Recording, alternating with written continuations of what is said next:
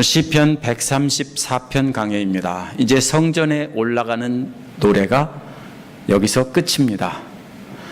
그러면은 이 성전에 올라가는 노래도 그냥 뒤죽박죽 넣어놓은 게 아니라 이제 마지막 성전에서 다 함께 멀리서 온 사람들이 함께 모여서 찬양하는 그 장면으로 끝을 맺고 있습니다. 이제 예루살렘 성전에 수많은 순례자들이 모여 있습니다. 시간이 밤이라는 것을 알 수 있습니다. 밤에 모이기 시작하는 유대인의 명절은 초막절이 있습니다. 초막절은 일곱째 달 15일 저녁에 시작되기 때문입니다. 초막절이 뭡니까? 하나님께서 이스라엘 백성들을 애굽에서 인도하셔서 광야에서 살 때 하나님께서 메추라기와 만나로 먹여주시면서 부족했지만 텐트 치고 살았지만 하나님의 함께 하심을 늘 경험하면서 살았던 그때를 기억하면서 이제 이스라엘 백성들이 지금도 보면은 광야에 나가서 사막에 나가서 텐트 치고 뭐 이런 것을 합니다.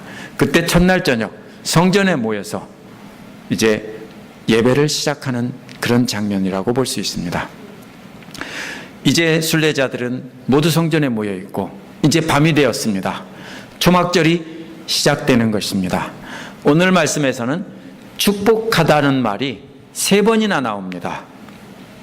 한 번밖에 안 보이죠? 근데 3번 나옵니다. 2번은 여호와의 종들이 여호와를 송축하자는 내용에서 나옵니다. 송축이라는 말이 축복이라는 말입니다. 한 번은 여호와께서 예배하는 자들을 축복해 주시기를 기원하는 것에서 한 번 나옵니다. 하지만 송축이나 축복이나 원어는 똑같은 말입니다. 한국말에서 인간이 하나님께 축복을 한다는 말이 안 되기 때문에 그렇습니다. 그러나 영어에서 또 비슷할지 모르지만 원어에서는 인간이 하나님을 축복한다는 말은 하나님을 찬송하고 하나님의 그 영광을 말로 이렇게 영광 돌리고 이것이 바로 축복한다는 말입니다. 따라서 먼저 예배하는 자가 하나님을 찬양하고 축복하는 것이고 그러면 하나님께서 그 예배하는 자들을 축복해 주신다는 겁니다. 그래서 주고받는 그런 내용이 나옵니다. 첫 번째로 1절, 2절은요 찬양으로 초대하는 내용입니다. 여호와를 송축하자는 것입니다. 원어에서는요 보라라는 말로 시작합니다. Behold 이런 말입니다. 언제 이런 말을 씁니까? 많은 무리들이 모여 있는데 그들의 주의를 집중시키기 위해서 쓰는 말입니다. 또 성가대 지휘자가 앞에 서서 짠 하고 지휘봉을 들면은 무슨 뜻입니까? 보라 그러죠. 지휘봉 들고 딴 데 쳐다보는 지휘자 있어요? 지휘봉 들면 어디 쳐다봅니까? 성가대원들의 눈을 쳐다보면서 잘 보라고 하죠. 그러다 시작되죠. 마찬가지입니다. 여기서 보라는 말은 잠시 후면 이제 찬양이 울려 퍼질 겁니다. 모두 다 함께 찬양할 준비를 하고 있어라. 준비 시작. 이런 말을 하기 위해서 하는 것이 바로 보라입니다. 보라 다음에 이어지는 말은 원어에서 송축하여라 주님을입니다. 주님이라는 말은 원어에서는 여호와입니다.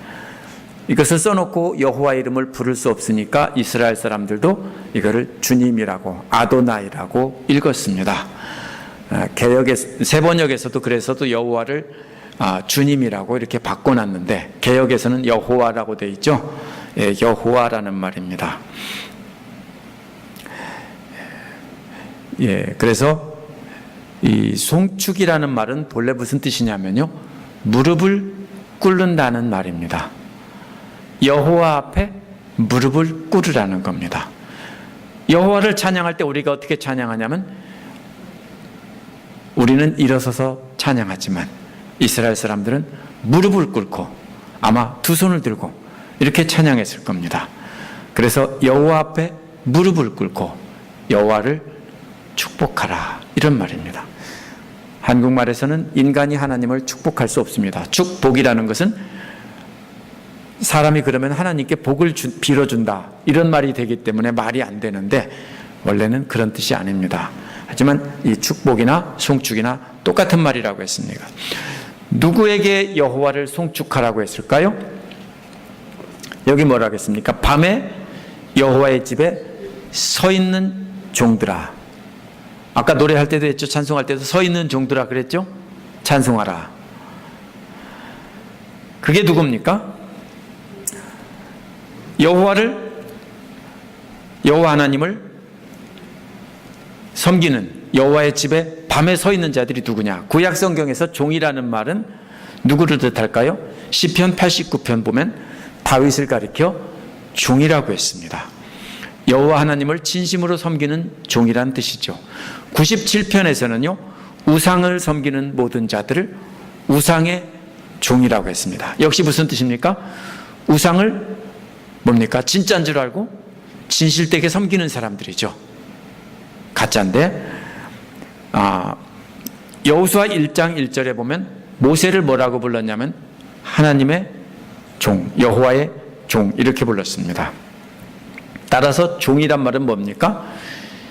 성경에서 주로 신을 섬기는 사람을 가리키는 말입니다. 시편 113편 1절에서는 성전에 모여서 하나님을 예배하는 모든 참된 예배자들을 종이라고 불렀습니다. 그런데 시편 135편 2절에서는 우리 하나님 집들에 서 있는 사람들이라고 분명히 밝혔습니다. 종이 누구냐면 하나님 집들에 밤에 서 있는 사람들입니다. 그래서 12세기에서 13세기 살았던 유명한 구약 학자 중에서 김치라는 사람이 있어요.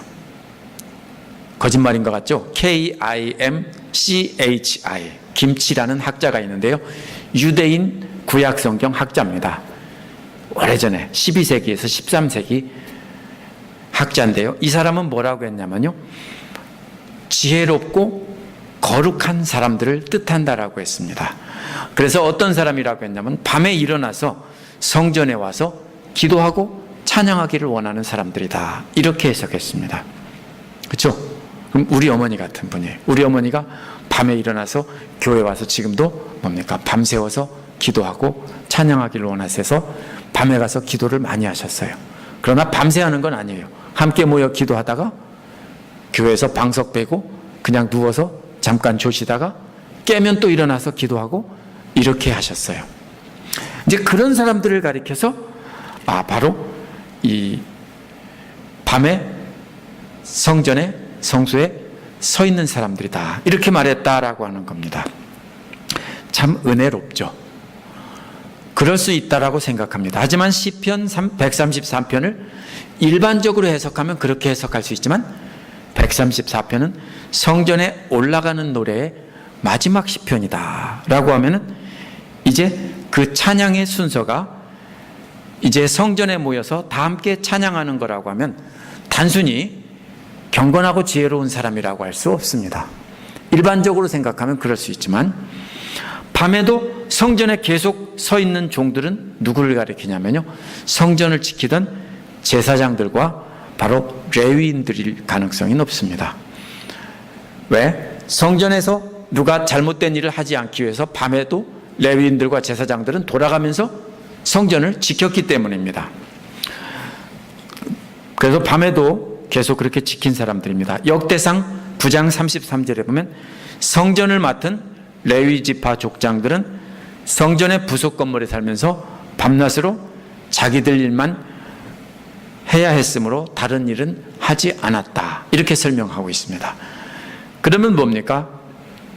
역대상에 따르면 성전에서 계속 지키면서 여호와를 찬양하는 일을 맡은 사람일 가능성이 높습니다.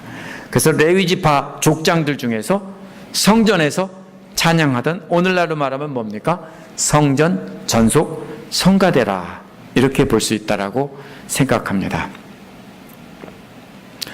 그래서 2절은 어떻게 여호와를 송축하는지 말하고 있습니다. 그 명령이 뭡니까? 너희 두 손을 들라입니다. 그런데 그 두 손을 어디를 향해서 들라고 했습니까? 성소를 향해 손을 들고서 아까 찬양한 찬송이 바로 이 시편을 가지고 간 거예요. 성소 향해 손을 들고서 여호와 계시는 성소를 향해서 두 손을 들라는 것입니다. 손은 언제 드냐면요, 유대인들은 주로 기도할 때 손을 들었습니다.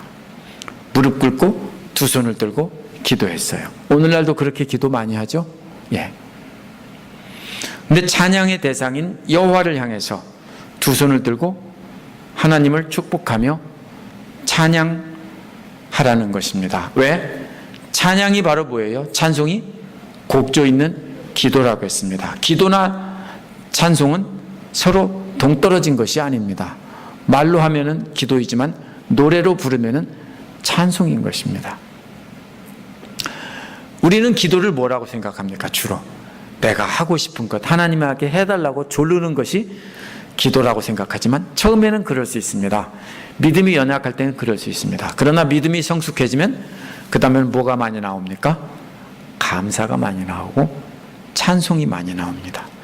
그래서 우리의 찬송도 역시, 우리의 기도도 역시 그런 것이 되어야 됩니다. 손을 들고서 무릎을 꿇고 하나님 앞에 감사와 찬송을 드려야 합니다.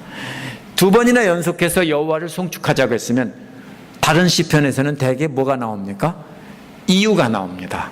왜 그래야 되는지. 근데 여기는 이유가 없어요. 특별히 감사할 일이 있어서가 아니라 자신들을 구원해 주신 그 하나님을 송축하자는 것이기 때문입니다.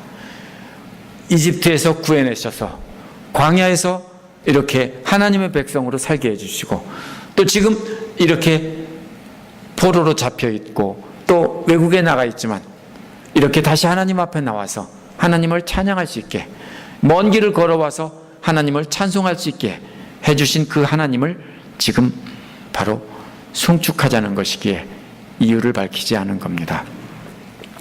이제 누구한테 부탁합니까? 예루살렘 성전의 전속 성가대인 레위인들이 찬양을 시작해달라는 겁니다. 그러면 레위인들만 찬송합니까? 레위인들이 찬송을 하면 그 다음에 뭡니까? 모든 순례객들도 함께 찬양하는 겁니다. 그래서 예루살렘 전체가 그 찬양 소리로 가득 울려 퍼질 겁니다. 바로 그렇게 하자 하는 겁니다. 그래서 지금 뭡니까? 지휘자 한 사람이 자, 예루살렘 성가대 전속 찬양대 찬양 준비 시작. 보라! 성소를 향해서 손을 들고 우리 다 함께 찬양하자. 그래서 모두가 다 같이 그 찬양 소리가 가득 울려 퍼질 겁니다. 두 번째로 3절에 보면 제사장의 축복이 나옵니다. 여호와께서 그러면 축복하실 것이다 라는 겁니다.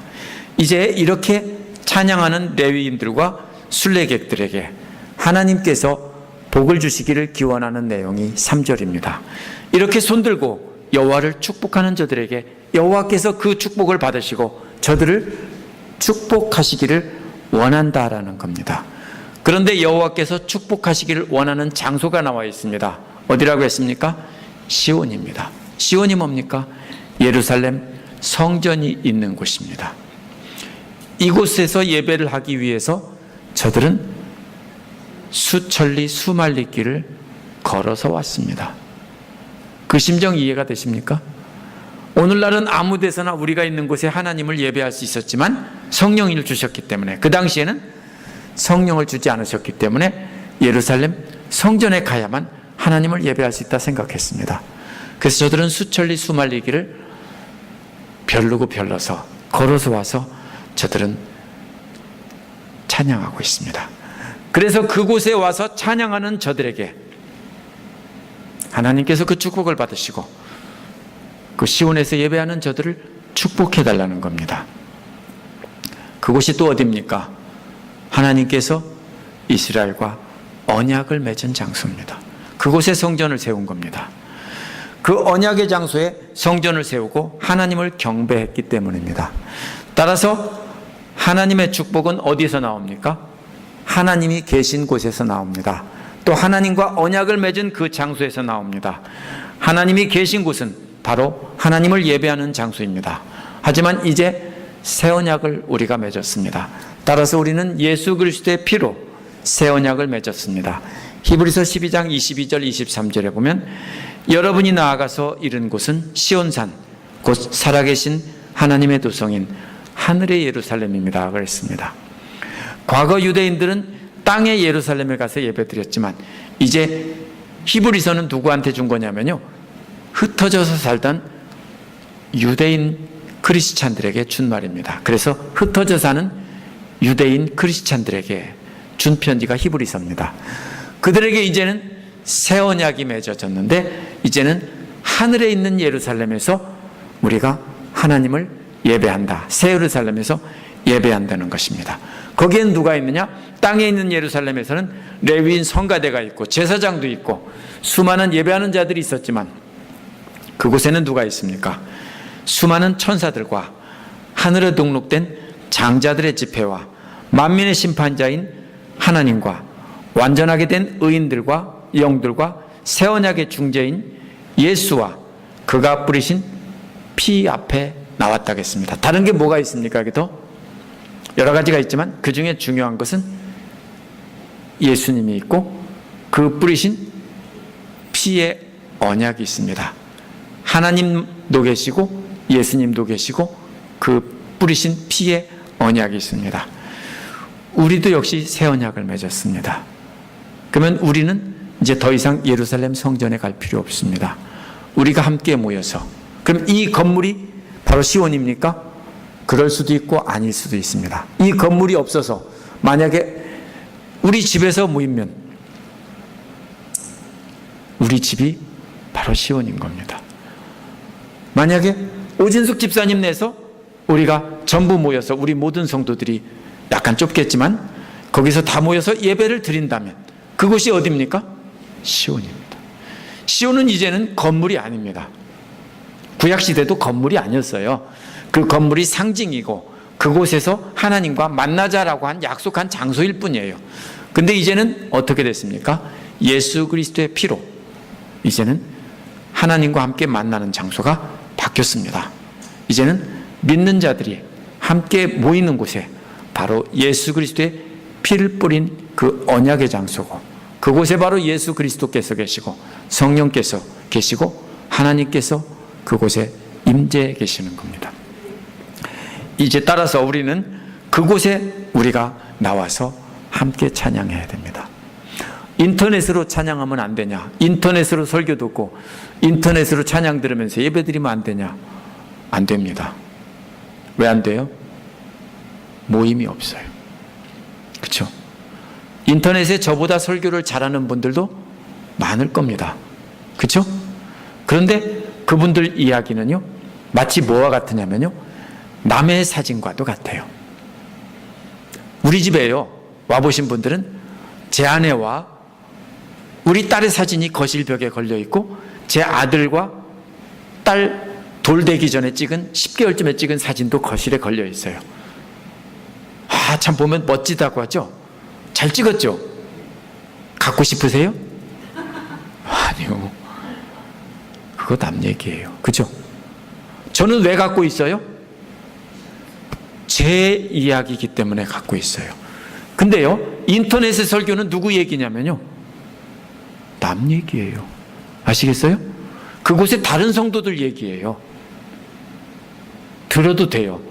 그렇지만 은혜가 없어요. 왜? 나에 관한 얘기가 아니에요. 우리가 왜 모여요? 함께 모여요. 그죠? 함께 얼굴을 아는 사람이 모이고, 목사인 저도 알잖아요. 아는 사람이 함께 모여서 하나님을 예배하고 함께 말씀을 나누는 거예요. 우리가 모인 이곳에 예수 그리스도의 피가 있고 예수님이 있고 또 하나님, 성령님, 삼위일체 하나님이 함께 계신 거예요. 그래서 우리가 모이는 거예요. 인터넷은 교회가 아니에요. 이제 우리가 이렇게 모여서 함께 찬양할 때 하나님께서 우리를 축복해 주신다는 겁니다. 지금 잘 나오셨어요. 나오기 싫은데 나오셨죠. 왼쪽으로 갈까 오른쪽으로 갈까 하다가 오른쪽으로 오셨다고 했죠. 잘 나오셨습니다. 왼쪽으로 가면 피가 있고, 그죠? 아이, 피가 있고, 오른쪽으로 오면 교회가 있습니다. 잘 오셨습니다. 왜 잘 오셨습니까? 축복의 자리에 나오신 겁니다. 왼쪽으로 가면 재미있을지도 모르지만 축복이 없어요. 잘 오셨습니다. 그래서 우리가 이렇게 함께 모여서 하나님을 찬양하는 그 자리에 뭐가 임한다고요? 하나님께서 우리에게 복을 주신다는 겁니다. 그러면 복이 어떻게 오는 겁니까? 정리해보면 우리가 하나님께 함께 모여서 성가대가 찬양하고 모두가 함께 찬양할 때 그곳에서 바로 하나님께서 모인 자들에게 축복해 주신다는 거예요. 오늘 본문에서 성전에서 일하는 주님의 종들이 먼저 찬양했습니다. 그 다음에 그 찬양을 듣고 모든 무리가 함께 찬양한 것입니다. 우리도 역시 누가 먼저 찬양합니까? 먼저 다른 사람의 찬양을 들어야 합니다. 그 찬양은 단순히 예배 시간에만 찬양하는 것이 아닙니다. 먼저 믿고 구원받은 자들이 하나님께 감사를 드리는 찬양을 듣는 겁니다. 우리가 노래로 찬양할 수도 있고 기도로 찬양할 수도 있지만 다른 사람들에게 또 뭡니까? 간증함으로써 찬양할 수 있습니다. 간증은 자기 자랑이 아니에요. 간증 잘못하면 뭐가 됩니까? 자기 자랑이 돼요. 옛날에 내가 이렇게 어렵게 살았는데 내가 이렇게 해서 지금은 이렇게 출세하고 성공했습니다. 그렇게 하면 안 돼요. 물론 그럴 수도 있지만 내가 받은 은혜와 비포와 애프터를 비교하면서 하나님을 찬양해야 됩니다.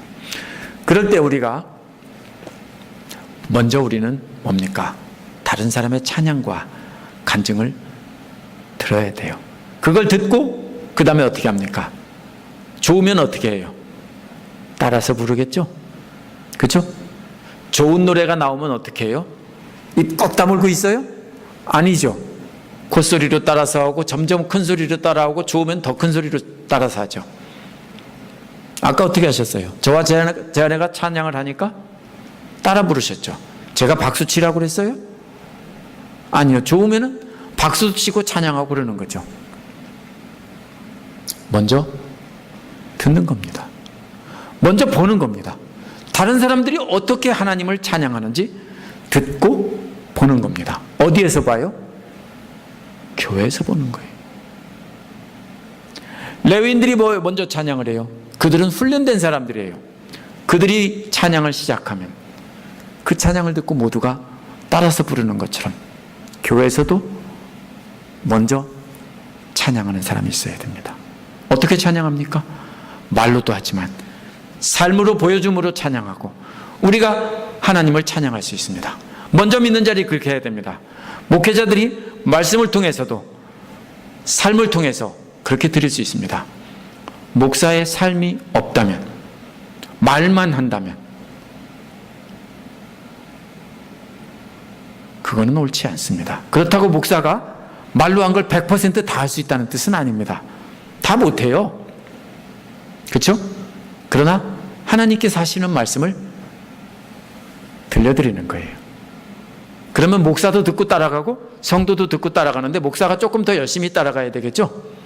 만약에 목사가 성도님들보다 더 개판친다면 듣지 말으셔야죠.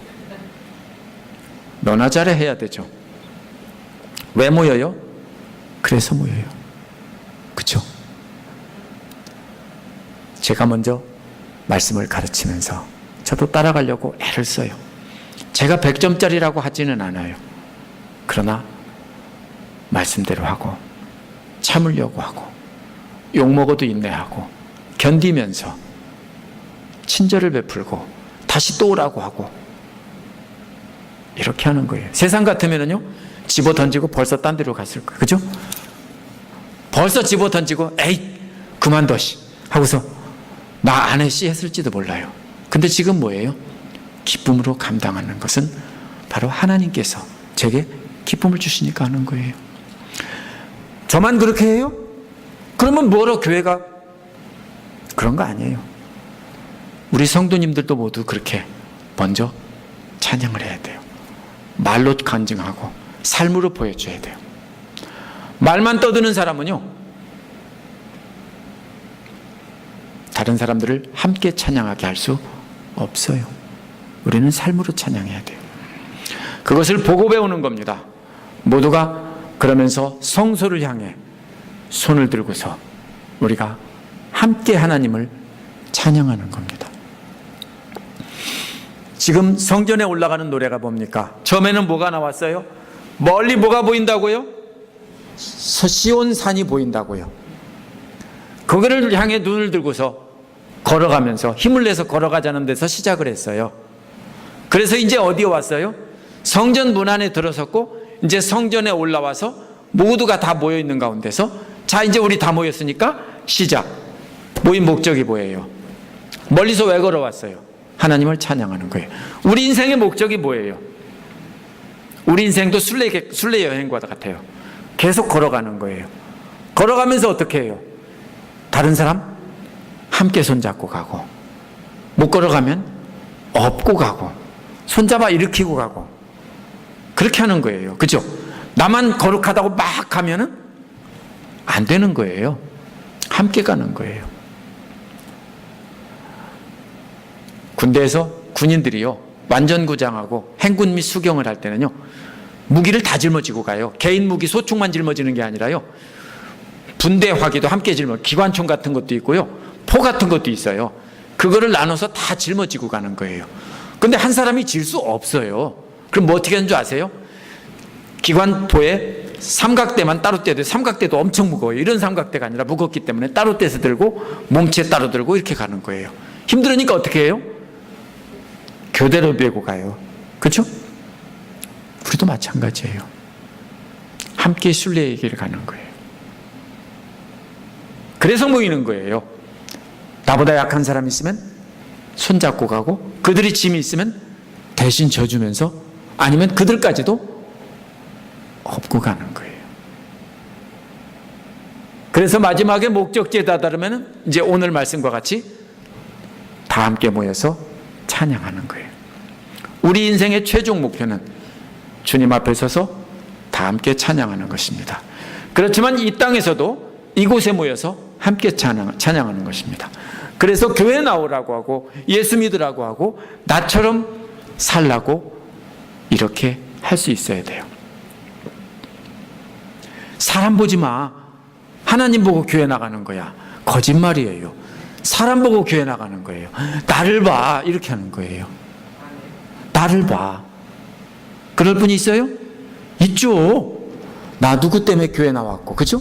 그런 분이 있죠. 그러면 그 사람이 완벽해서 그 사람 때문에 나왔어요? 아니요. 완벽하지 않은데 그래도 참 어려운 상황에서 하나님을 찬양하고 예배하고 경배하는 모습이 참 보기 좋아서, 누구를 보니까 참 나도 믿고 싶다. 그래서 나오잖아요. 그래서 나오는 거예요. 우리가 먼저 찬양의 본보기가 돼야 돼요. 그 다음에 함께 찬양해야 되는 거예요. 그러면 우리가 함께 찬양하는 우리를 하나님께서 축복하신다는 거예요. 우리 교회가 그런 교회가 돼야 됩니다.